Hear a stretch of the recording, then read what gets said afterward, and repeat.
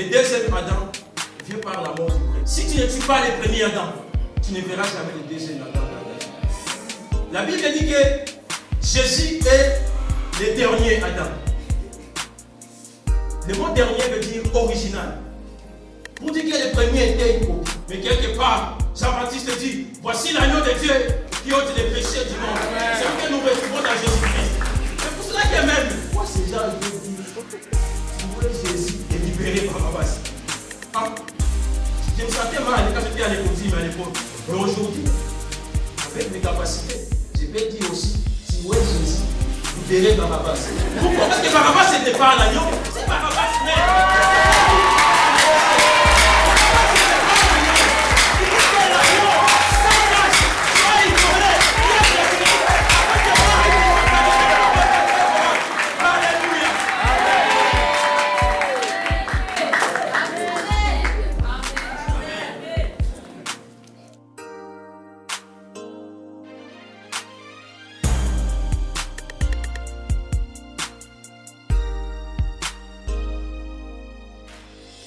C'est un honneur. Ne vous en faites pas un jour si vous voyagez et que vous dites seulement vous venez de la source et vous dites tu vas nous prêcher aujourd'hui. Donc il y a des gens de cette église qui font l'œuvre partout au monde là où vous pouvez traverser. Et c'est la fierté pour nous. Alléluia. J'ai été béni la semaine passée par le message qui parle du royaume de Dieu. Ça m'a fortement béni. Comme le berger nous a dit ici sur la chaire le dimanche passé, que ce genre de messages sont rares dans les églises. Nous sommes habitués au message de la prospérité. Je ne sais pas moi à quel message, mais il n'y a que le message du règne de Dieu qui parle de la prospérité, qui parle du salut et que sais-je encore. C'est pour cela, chaque fois quand on se rencontre ici, on doit être heureux d'être dans les royaumes et dans la présence de Dieu. Alléluia. Aujourd'hui, on va parler de quelque chose, mais avant de nous lire, permettez-moi de vous partager les buts ou les objectifs de notre message. Et le premier objectif, c'est juste de nous rappeler que le Saint-Esprit est le seul conducteur de notre vie. Et le deuxième objectif est de nous rappeler que nous devrions être toujours dans les champs. Et le troisième objectif, c'est de nous rappeler que Jésus revient bientôt. Que le ciel est réel et l'enfer est réel. Je vais vous partager d'un thème aujourd'hui que Dieu m'a soufflé au courant de la semaine pendant que je suivais le séminaire. Je crois que les gens qui participent au culte d'anglais, ils ont suivi ma première prédication dans le culte d'anglais. Et je crois que c'est le même message que je vais vous partager aujourd'hui. Il y a le plus grand thème de l'année qui nous parle de la marche avec Dieu. Et on nous a parlé la semaine passée de la marche dans le royaume de Dieu. Et dans ce même angle, moi, je vais vous parler des 3 principes pour atteindre Boaz. Les 3 principes pour atteindre Boaz. On va lire dans le livre des Ruth. Vous savez, le livre des Ruth a 4 chapitres. Mais je ne peux pas me mettre à lire tous les 4 chapitres ici sur la chaire parce que ça va nous prendre du temps. Mais je nous encourage une fois à la maison, vous pouvez encore lire, méditer ces 4 chapitres et je sais que vous allez plus comprendre notre message. Vous savez, les chrétiens de Béret avaient des qualités et des défauts. Et parmi les qualités, ils rentraient à la maison pour vérifier si c'est que le souverain sacrificateur disait sur la chair et que si c'était vrai. Parce que nous sommes des hommes, on peut se tromper, nous connaissons en partie. Et leur défaut, c'était les critiques. Ils aimaient critiquer. Je m'en vais, peut-être que quelqu'un va me critiquer à cause de mon français. Vous savez, à force d'apprendre une langue, on parvient à perdre quelques mots dans une autre. Alléluia. Mais on n'est pas ici pour parler de français, on est ici pour parler de la parole de Dieu. Si quelqu'un a trouvé, dans Ruth, il peut nous aider avec la lecture. Ruth, chapitre 1er, les versets 1er jusqu'à 10. Et le reste, nous pouvons lire à la maison. Nous lisons le livre de Ruth après Gilles. Je viens après Josué. Chapitre 1er, verset 1 à 10. Je lis au nom de Jésus. du temps des juges, il y a une famine dans le pays. Un homme de Bethléem de Juda partit avec sa femme et ses deux fils pour faire un séjour dans le pays de Moab. Le nom de cet homme était Elimelech, celui de sa femme Naomi. Et ses deux fils s'appelaient Malcom, Amamalchon et Kiljon. Ils étaient Éphrasiens de Bethléem de Juda. Arrivés au pays de Moab, ils y fixèrent leur demeure. Elimelech, mari de Naomi, mourut et elle resta avec ses deux fils. Ils prirent des femmes moabites, dont l'une se nommait Orpa et l'autre Ruth, et ils habitèrent là environ 10 ans. Machlon et Kiljon mourirent aussi tous les deux, et Naomi resta privée de ses deux fils et de son mari. Puis elle se leva, elle et ses belles-filles, afin de quitter le pays de Moab, car elle apprit au pays de Moab que l'Éternel avait visité son peuple et lui avait donné du pain. Elle sortit du lieu qu'elle habitait, accompagnée de ses deux belles-filles, et elle se mit en route pour retourner dans le pays de Juda. Naomi dit alors à ses deux belles-filles, allez, que chacune retourne à la maison de sa mère. Que l'Éternel use de bonté envers vous, comme vous l'avez fait envers ceux qui sont morts et envers moi. Que l'Éternel vous fasse trouver à chacune du repos dans la maison de Marie. Et elle les baisa. Elles élevèrent la voix et pleurèrent. 10. Et elle lui dit, non, nous irons avec toi vers ton peuple. Amen. Alléluia.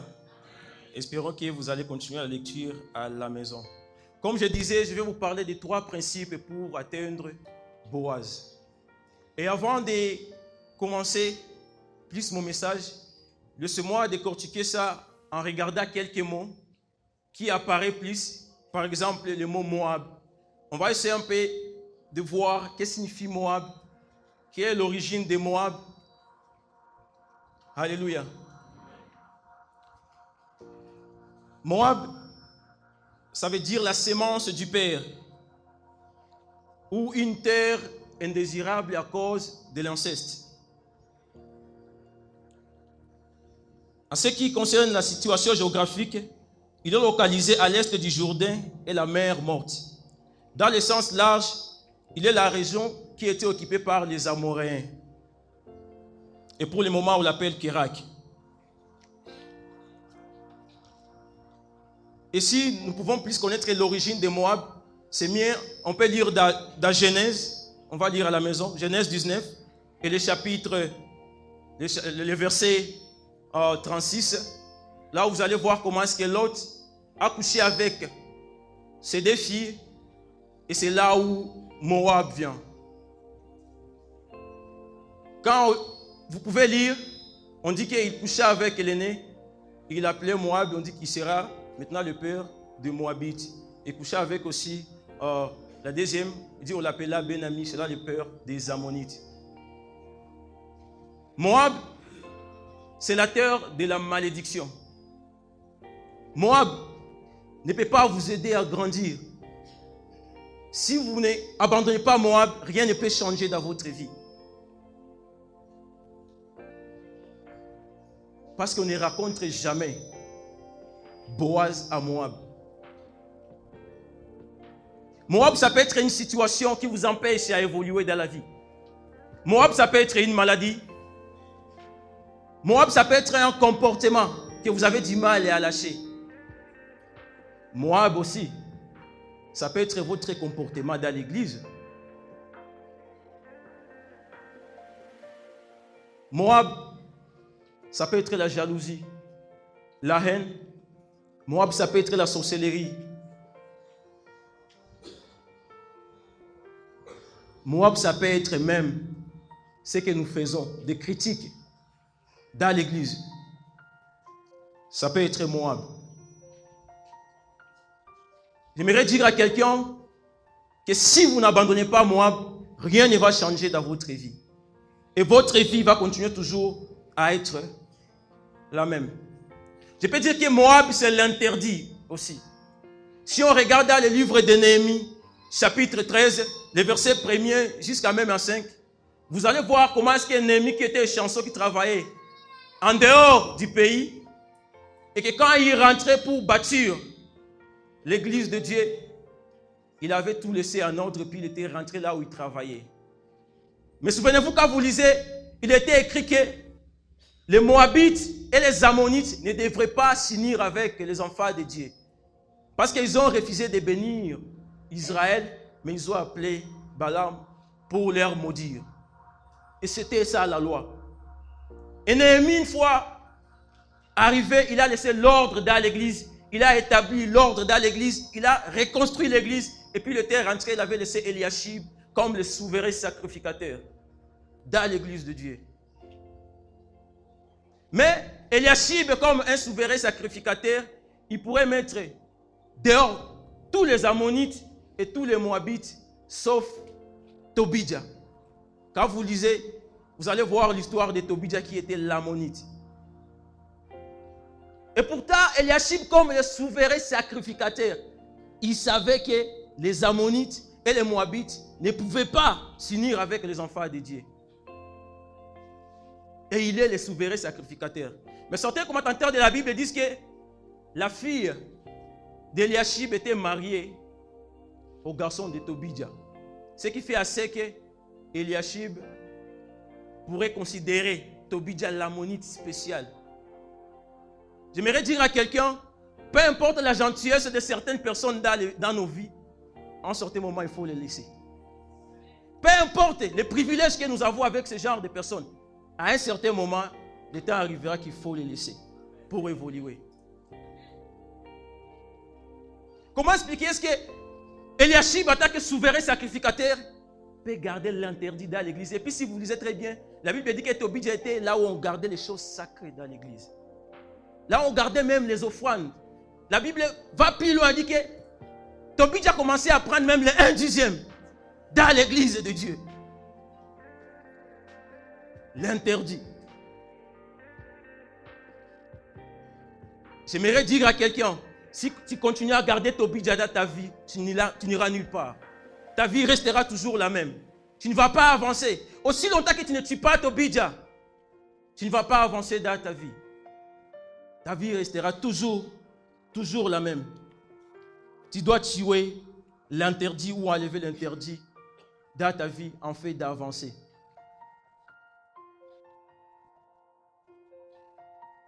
J'aime Néhémie quand il est revenu, il demande à Eliashib, est-ce que toute chose va bien dans l'église? Et Eliashib, comme le souverain sacrificateur, il dit, oui, toute chose va bien. Mais quand Néhémie il entre, il regarde un peu l'administration. Il essaie un peu de voir l'administration de l'église. Il retrouve Tobidja, où c'est à la place où il mangeait les offrandes des enfants de Dieu. L'interdit. Je m'imagine la déception que Néhémie avait. Je m'imagine combien de fois ses efforts et tout ce qu'il avait comme effort, il regardait comme si tout était tombé dans l'eau. Je m'imagine la colère de Néhémie dans l'église contre Eliashib. Vous savez, des fois, le kindougisme trie l'église de Dieu. Permettez-moi de parler ces choses. Des fois, ce genre de choses, ça détruit l'œuvre de Dieu. Des fois, nos relations, parce que c'est mon frère, je sais qu'il est même dans le mal, mais tellement qu'on est amis et tout son travail dans l'église, on continue à les garder, ça tue l'œuvre de Dieu. Ça tue l'œuvre de Dieu. Arrêtons ce genre de choses dans l'église de Dieu.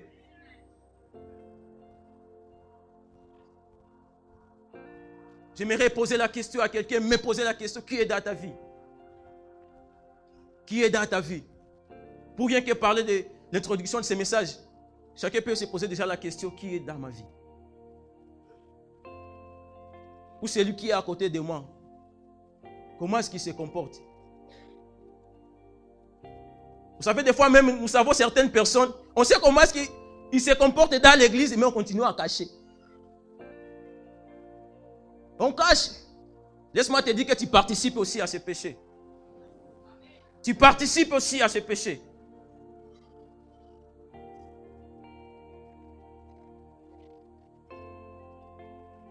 L'heure est arrivée où on doit s'examiner à l'intérieur.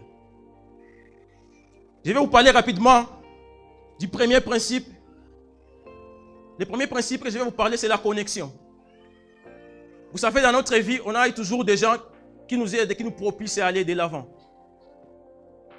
Tout ce que nous faisons dans ce monde, des fois, c'est la connexion.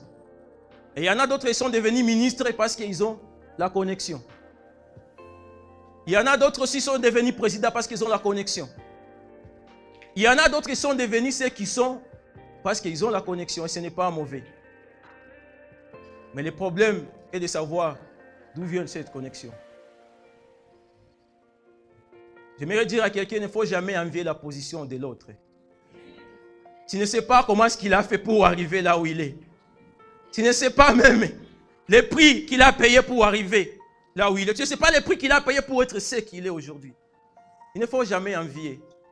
Si toi tu souffres, tu es dans l'épreuve, reste dans ton épreuve jusqu'à ce que l'état va arriver. J'aimerais dire à quelqu'un, si ton épreuve prend beaucoup de temps, c'est que ta bénédiction est grande. Reste dans ton épreuve. Si l'autre a trouvé, reste. Garde ta position. Il ne faut pas aller chercher des connexions pour toi-même. Sinon, tu seras déconnecté. Écoutez, la première connexion qu'on a comme en tant que chrétien, c'est le Saint-Esprit. Il n'y a que le Saint-Esprit qui peut nous montrer les chemins. Il n'y a que le Saint-Esprit qui peut nous ouvrir les yeux. Il n'y a que le Saint-Esprit qui peut nous faire arriver là où on ne peut pas. Tu sais, c'est trop triste aujourd'hui de voir la plupart des cultes des chrétiens sont comme des congélateurs. On doit quitter dans ce genre de dimension. On doit sortir dans ce genre de dimension. J'aime les bergers quand nous a dit qu'ici, c'est l'ambassade. Et nous sommes des ambassadeurs. Eh bien, si c'est l'ambassade, comment on saura que l'ambassade est là? Si l'ambassade ne manifeste pas son travail, comment est-ce que le monde saura? Comment est-ce que le monde saura? J'aimerais dire à quelqu'un que l'ambassade, c'est la lumière. Écoutez, j'aime la Bible en français qui est en anglais. La Bible en français dit ceci, que, peu importe le ténèbre, la durée du ténèbre. Mais quand on écrit les ténèbres, chaque fois en français, le mot est toujours au pluriel. Mais quand on écrit la lumière, c'est toujours au singulier. Mais j'aimerais dire à quelqu'un, quand la lumière va faire son travail, quand Christ sera élevé dans son ambassade, c'est aussi que le monde saura qui nous sommes. On doit arrêter nos kits. Juste on vient, on s'assoit, on sait, ok, la chorale va chanter, puis on va louer, puis on va rentrer. Arrêtons ce genre d'histoires dans l'église. J'aimerais encourager quelqu'un, si tu es ambassadeur, mais un ambassadeur n'est pas limité par la situation économique dans les pays auxquels il habite. Si tu traverses des choses, si ta vie stagne toujours au même endroit, je t'ai déjà dit que ta bénédiction est grande. Mais je parle pour ces gens-là qui sont dans l'épreuve, dans l'ambassade de Dieu. Pas ces gens-là qui augmentent la durée de leur désert eux-mêmes. Attention. Je disais que la connexion qu'on a en tant que chrétien, c'est le Saint-Esprit. Il n'y a que Naomi qui peut te forger au goût de Boaz, toi, Ruth. Il n'y a que Naomi qui peut te forger au goût de Boaz parce qu'elle vient de ce Boaz. Et c'est comment est-ce que Boaz est. Il n'y a que Naomi qui peut te montrer le chemin. Personne ne peut te montrer le chemin si ce n'est pas Naomi. Eh bien, si tu rejettes Naomi, comment est-ce que tu penses que tu vas arriver à Boaz? Est-ce que toi, tu as été un jour là où Boaz vit? Mais il n'y a que Naomi qui vit là-bas. Il n'y a que Naomi qui peut te modeler, qui peut te forger à ce que Boaz aime. J'aimerais dire à l'église, restons attachés au Saint-Esprit. Eh bien, si on est connecté à la source originale, on va produire des résultats originaux. Tu peux poser à ton voisin la question, quelle est ta source? Quelle est ta source? Quelle est ta source? Demande ton voisin bien, quelle est ta source? Quelle est ta source? Quelle est ta connexion? Alléluia. Alléluia. Est-ce que je parle à quelqu'un ce matin?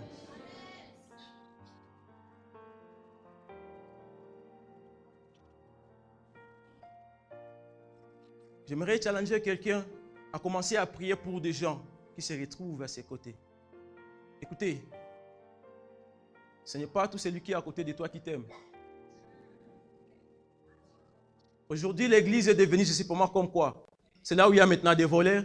C'est là où il y a maintenant des gens qui donnent même des carreaux. C'est là où... Mais on est quelle ambassade?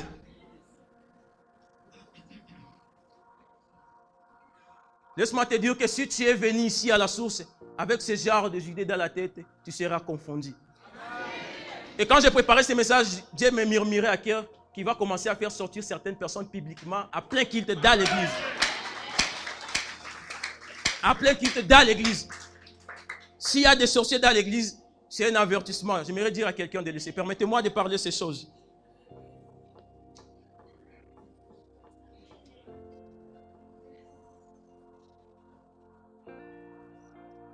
Le temps est arrivé où ces choses doivent commencer à se manifester en plein culte dans l'église.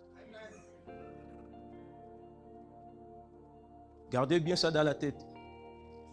Permettez-moi de vous parler du deuxième principe. Naomi laisse Machla mourir parce que Boaz va venir. Machla, c'était l'épouse de Naomi.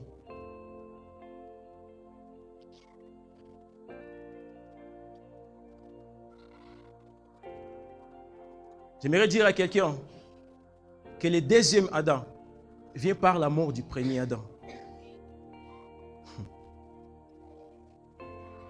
Je suis en train de dire que le deuxième Adam vient par la mort du premier Adam. Si tu ne tues pas le premier Adam, tu ne verras jamais le deuxième Adam dans ta vie. La Bible dit que Jésus est le dernier Adam. Le mot dernier veut dire original. Pour dire que le premier était une copie.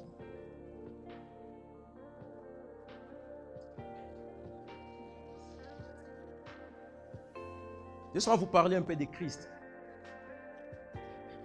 On dit qu'il est le deuxième Adam. On lui appelle l'agneau. L'agneau. Le deuxième Adam qui était l'agneau. Le premier n'était pas l'agneau. C'était le deuxième Adam qui était l'agneau.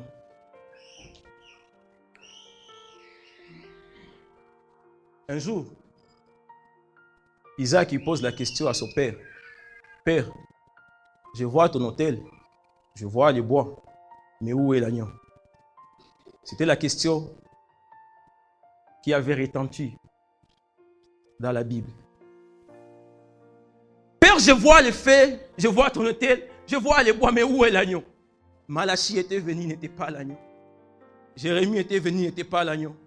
Ézéchiel était venu, n'était pas l'agneau. Puis lui-même, Esaïe était venu, mais n'était pas l'agneau. Mais quelque part, Jean-Baptiste dit, voici l'agneau de Dieu qui ôte les péchés du monde. Et c'est lui que nous retrouvons dans Jésus-Christ. C'est pour cela que même Pilate, il demande aux gens, entre Jésus et Barabbas, vous voulez que je vous livre qui? C'est ça quand on était enfant à l'école, mais j'avais du mal à ces gens-là. Je disais, pourquoi ces gens ils peuvent dire, tuer Jésus et libérer Barabbas? Je me sentais mal quand j'étais à l'école, mais à l'époque. Mais aujourd'hui, avec mes capacités, je peux dire aussi, tuer Jésus, libérer Barabbas. Pourquoi? Parce que Barabbas n'est pas l'agneau. Si Barabbas meurt, qu'est-ce que moi, riche, je vais bénéficier? Barabbas n'est pas l'agneau. Il faut que l'agneau sans tache soit immolé, qui est Jésus-Christ, afin que moi, riche, soit qualifié pour rencontrer Boaz. Alléluia.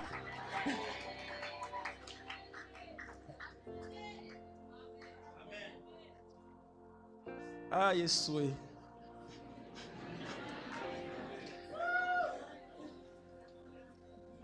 Vous savez, la coupe d'argent dans le sac de Benjamin.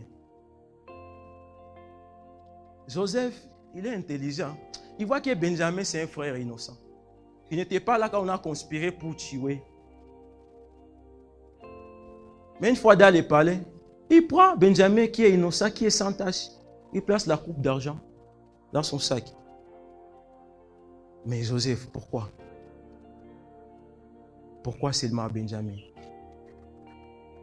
Il a fallu que ce soit l'agneau sans tache, ni défaut, qui puisse descendre là aussi sur la terre Et celui que nous retrouvons à Jésus-Christ, venir ici sur la terre Moab, en fait que moi, Rite, on soit qualifié pour rencontrer Boaz. J'aimerais dire à quelqu'un encore, si tu ne tues pas les premiers Adam, tu ne peux pas voir le deuxième. Et j'aimerais vous dire, si tu veux la dimension d'être marié à Boaz, accepte la dimension d'être une veuve.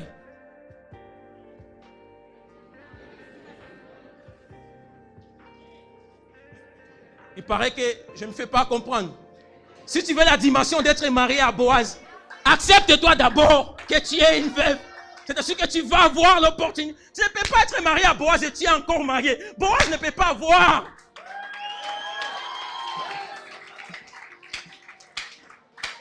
Tu dois accepter d'être une veuve. Tu dois accepter d'être une veuve pour que tu sois qualifié pour être marié à Boaz. Le principe est simple. Accepte-toi tel que tu es. Il ne faut pas te précipiter. Le temps va révéler ce que tu es. Dieu connaît le temps. Il n'y a que Dieu qui a le chrono. Il connaît le temps. J'aimerais dire à quelqu'un que les problèmes que tu traverses sont des protéines et des vitamines dans ta vie pour t'acheminer à ta destinée. J'aimerais le dire à quelqu'un. J'aimerais le dire à quelqu'un. Reste attaché à ce Dieu. C'est pourquoi... je peux des minutes, il faut que j'atterrisse. Vous savez, dans Ésaïe chapitre 6, à la mort du roi Osias, Ésaïe, il voit le ciel qui s'ouvre et l'autre roi assis sur son trône. Ésaïe, qu'est-ce que tu veux nous dire?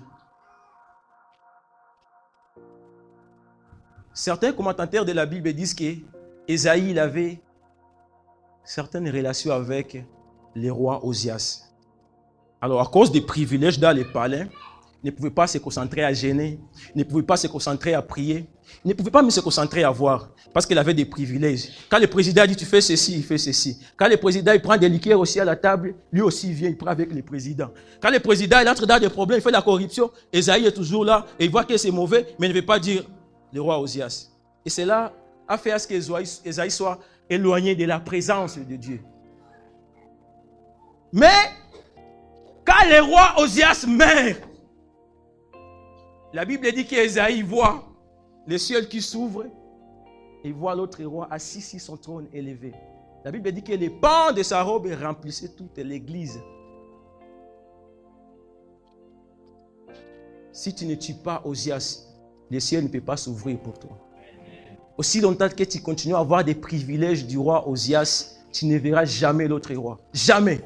Jamais. Jusqu'à ce que tu refuses ce privilège. Tu sais, il y a des cadeaux qui sont des poisons. Jusqu'à ce que tu refuses ce genre de cadeaux. Jusqu'à ce que tu refuses ces opportunités-là, tu sais que ça te conduit dans le mal, mais tu continues toujours à acquérir et à accepter. Jusqu'à ce que tu les refuses, que tu peux voir l'autre roi. Aussi longtemps que tu continues à les garder dans ta vie, tu ne verras jamais l'autre roi. Jamais. Et le ciel restera toujours fermé pour toi. Et Ésaïe, j'ai un papa Rocher qui disait qu'Ésaïe travaille dans l'omniprésent de Dieu, mais pas dans la présence de Dieu. Vous savez, la gloire de Dieu se trouve dans la présence de Dieu.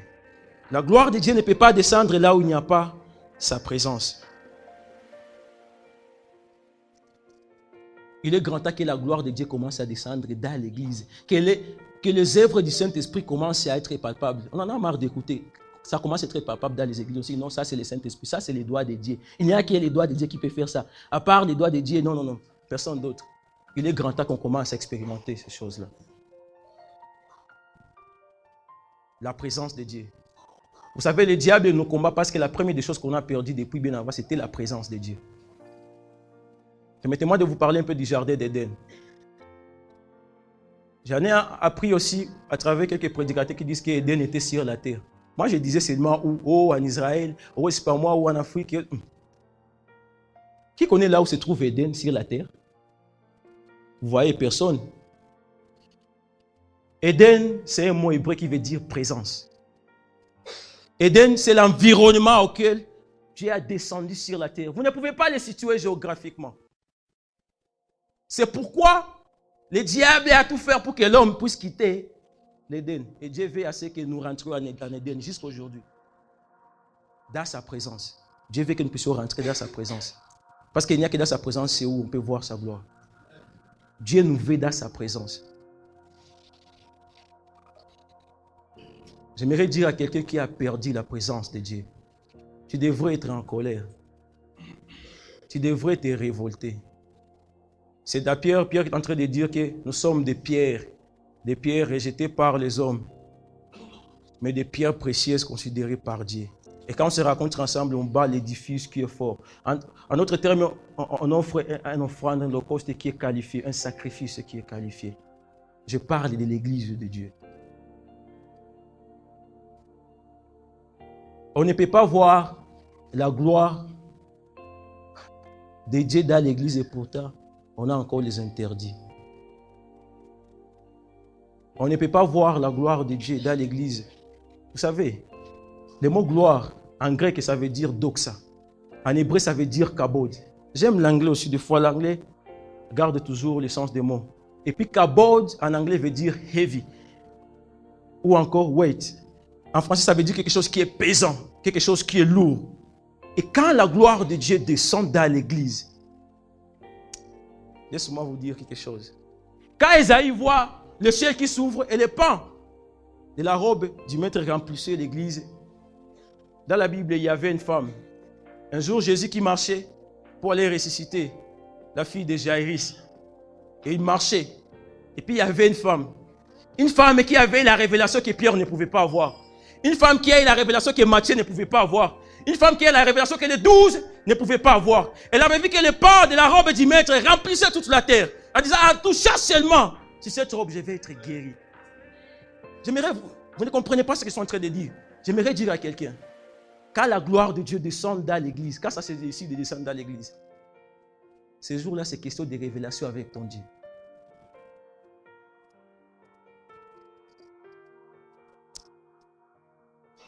Laisse-moi atterrir avec le dernier principe.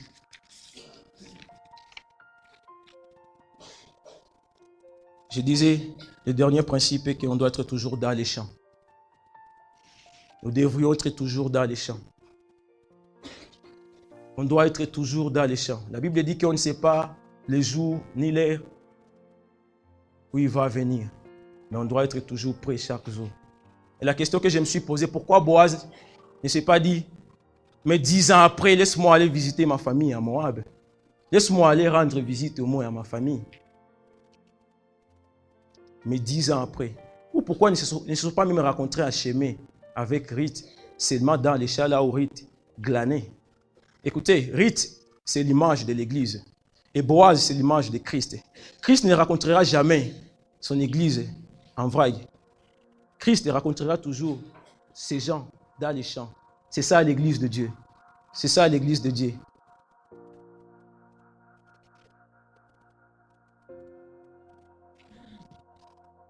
Nous sommes au dernier jour, mais vous ne comprenez pas. Et beaucoup déjà ignorent ce genre de choses. Mais j'aimerais dire à quelqu'un, ton dernier jour commence quand tu meurs. Autre chose, tu vas attendre juste les jugements. Mais ton dernier jour commence. C'est quand tu meurs. Et je vois toujours ce qu'on a toujours l'habitude d'écrire, que son âme repose en paix. Et la question que moi je me pose, est-ce que l'âme est en paix? Est-ce que l'âme est en paix? Ça c'est pour nous. Nous les hommes sur la terre, c'est ce qu'on a toujours dit. Et ce n'est pas mauvais. Avec les souhaits et tout ce que nous avons, si c'est nos cœurs, on perd l'être qui est cher, on a des soucis. On dit, que son âme repose en paix. Mungu mpoke. Est-ce que, for real, son âme est en paix? Tes œuvres et tes actes seront pesés un jour. Dans Apocalypse 20, si vous lisez, on dit qu'au dernier jour, il y aura la première résurrection. Et puis il y aura des morts qui vont ressusciter. Et la Bible dit que tous ces gens seront des souverains sacrificateurs sur la terre avec le Seigneur et ils vont vivre pendant 1000 ans. Je ne veux pas entrer dans ces détails, le berger a essayé un peu d'en parler le dimanche passé. Et gloire à Dieu parce qu'il a touché mes points dans mon message que je ne vais pas encore citer ici. Mais laisse-moi te dire ceci. Un jour, on vient dire à Jésus que ton ami, c'est lui que tu aimais. Il est malade. Jésus était à mesure juste de parler une seule parole et puis Lazare pourrait être guéri. Mais Jésus, il attache qu'à ce qu'on veut lui dire, ton ami, c'est lui que tu aimes, mais il est mort. Bien sûr, j'étais parmi la famille de Lazare avec les martyrs. J'allais dire, Jésus, tu es hypocrite. Je connais ce que tu as fait avec les autres. Je sais que tu pourrais tuer notre ami pour dire qu'on est dans les droits chemins. Imagine que Jésus, il s'appelle qu'il est ton ami. Ça veut dire que tu es comme ça. Mais pourquoi il ne pouvait pas le faire? Laisse-moi dire, Lazare, tu ne seras pas guéri en privé, mais tu seras ressuscité en public.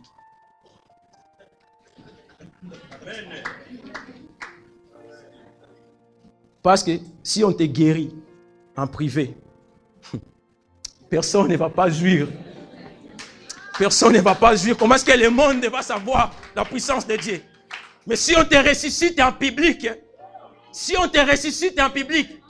même les gens qui ne te connaissaient pas, même les gens qui parlaient mal de toi, même les gens qui pouvaient avoir du mal à croire, ce jour-là, ils vont croire. Mais écoutez ce que Jésus disait avant d'aller ressusciter Lazare. Il avait dit à ses disciples, notre ami n'est pas mort, mais il dort. C'est ce que je voulais vous parler. Les gens qui meurent dans le Seigneur, la Bible ne parle pas de la mort, mais il dort. Un jour, Boaz va venir. Et si tu n'es pas au champ, au même moment qu'il y a Boaz, tu ne seras pas pris. Tu ne seras pas pris. Tu ne seras pas réveillé. Laisse-moi utiliser ce langage. Tu ne seras pas réveillé.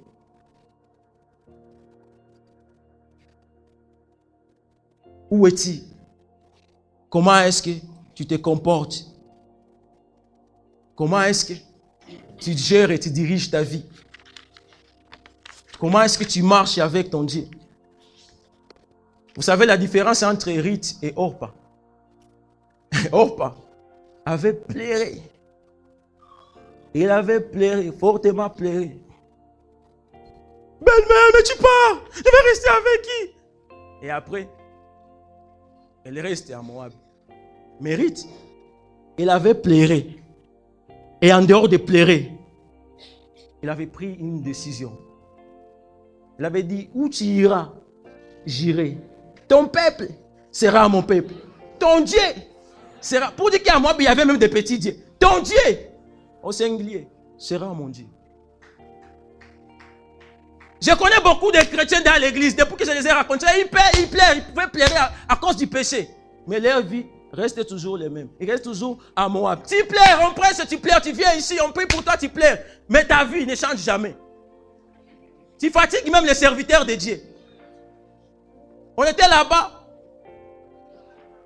Vous savez, moi je pourrais plus encourager que si, lorsqu'on a déménagé, qu'on déménage et qu'on laisse même des histoires là-bas. Qu'ici, ça soit des choses qui vont se passer. Il faut que quelque chose de supernaturel se passe ici. Ici. Si c'est l'importance pour nous, ce n'est pas que tu pleures. Tu peux pleurer et tes larmes sont comme de l'eau stagnante. L'importance pour nous, on n'a pas besoin de tes larmes. Mais l'important est que tu puisses prendre une décision. Ce qui valorise tes larmes, c'est la décision que tu vas prendre aujourd'hui. Ce n'est pas seulement de pleurer. De venir chaque fois. Ok, je comprends s'il y a quelqu'un qui pleure à travers des problèmes, des soucis et autres choses. Mais tu pleures, mon frère, ma soeur. Depuis que tu pleures pour les péchés, mais tu continues toujours à rester là-dedans.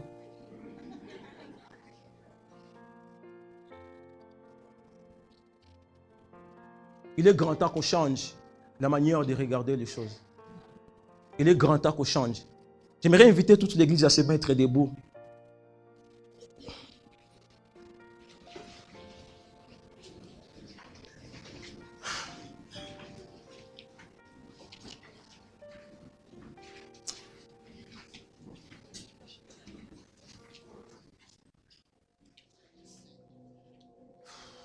Merci Seigneur.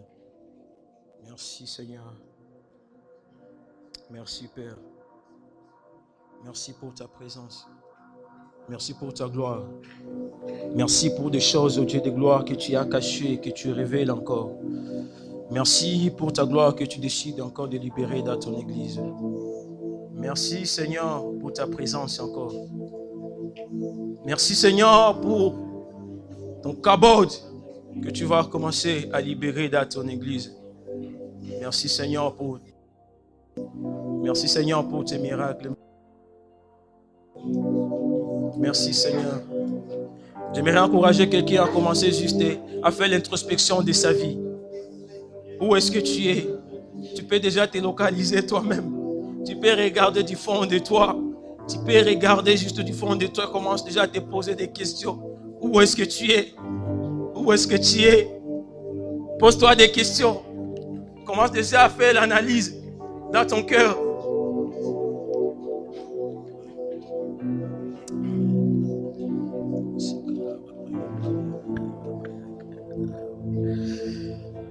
Ta présence me change. Me change. Ta présence me change. Et tu es